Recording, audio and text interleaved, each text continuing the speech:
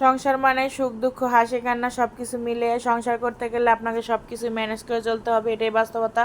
তো আসসালামু আলাইকুম বন্ধুরা, সবাই কেমন আছেন? আলহামদুলিল্লাহ, আমরা তো ভালো আছি। আজকে বড় মেয়েকে নিয়ে বাজারের দিকে যাইতেছি, যেহেতু আমার হাজব্যান্ড বাসায় থাকে না, এখন আমার বাজার করতে হয়। বাজার করা তো আমার মোটেই পছন্দ না। এখন কি করতে হবে, খাইতে হলে তো বাজারে যাইতেই হবে। তো কিছু আর করার নাই। তো আমার বড় আম্মাজানকে নিয়ে আমি বাজারে যাইতেছি, আর ছোটো আম্মাজানকে বাসায় রেখে আসছি ওদের ভাইয়াদের কাছে, কারণ দুইজনকে নিয়ে বাজার করাটা আমার জন্য খুব টাফ হয়ে যাবে। তো বড় আম্মাজান আর থাকতে চাইলো না, ওরে না আনতে পারলে ওরেও আনতাম না, তো আর থাকবে না দেখে বাধ্য হয়ে নিয়ে আসলাম। তো বাজারে যে আর কোনো ভিডিও করা হয় নাই, যেহেতু ওর সাথে ছিল। তো দেখেন এখানে কলা নিয়ে আসছি, আর নিয়ে আসছিলাম পানি ফল। আপনারা এটার কী বলেন? আমরা এটা সিদ্ধ অথবা কাঁচা দুইভাবেই খাই। কমেন্ট করেন আপনারা এটা কী ফল নামে জানেন। আর দেখেন এখানে আজকে বড় বড় দুইটা ফুলকপি নিয়ে আসছি, আর হইতেছে নিয়ে আসছি সিম, আর নিয়ে আসছিলাম খিরাই। খিরাই আমরা এখন এই বছর খাই নাই, তো আজকে প্রথম নিয়ে আসলাম। সবজির যে কী পরিমাণ দাম, কি খাবো বলেন? এত সবজির দাম হইলে কিভাবে কি সবজি খাওয়া যাবে? এই শীতের সময় সবজির দাম কমে যায়, আর এখনও সবজির দাম কোনো কমে না। আর এখানে দেখেন কুয়া রসুন নিয়ে আসছি, এটা পুরোটা ব্লেন্ডার করে ফেলবো ভাবছি। আর দেখেন দুই প্রকারের মাছ নিয়ে আসছিলাম।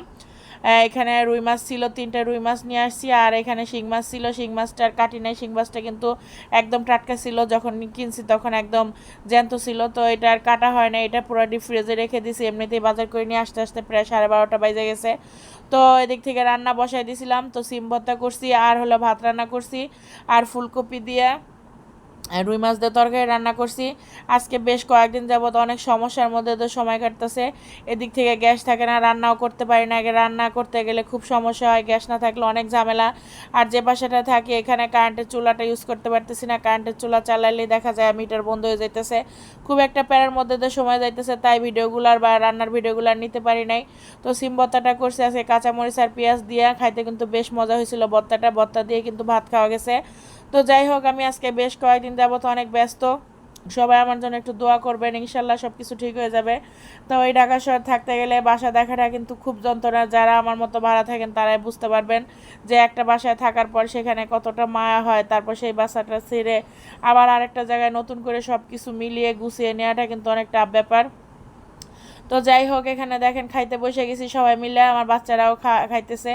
তো এখানে সিমবতাতে ভাত খাইতে, সিমবতাটা বেশ ঝাল হয়েছিল, কিন্তু খুব মজা হয়েছিল। আর এখন বাচ্চাদের জন্য নিয়ে নিছি ফুলকপি দিয়ে রুই মাছের তরকারি।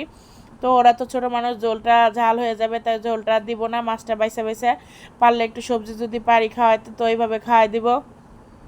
তো এই তো আজকে আমার রান্না বান্নার মধ্যে এগুলাই ছিল। তো যাই হোক, বাসাটা এখনও পাই নাই, যদি খুঁজে পাই তাহলে আমার সমস্যাটা সমাধান হয়ে যাবে। তো সবাই আমার জন্য দোয়া করবেন, ইনশাল্লাহ আবারও অ্যাক্টিভ হব। সবাই ভালো থাকবেন।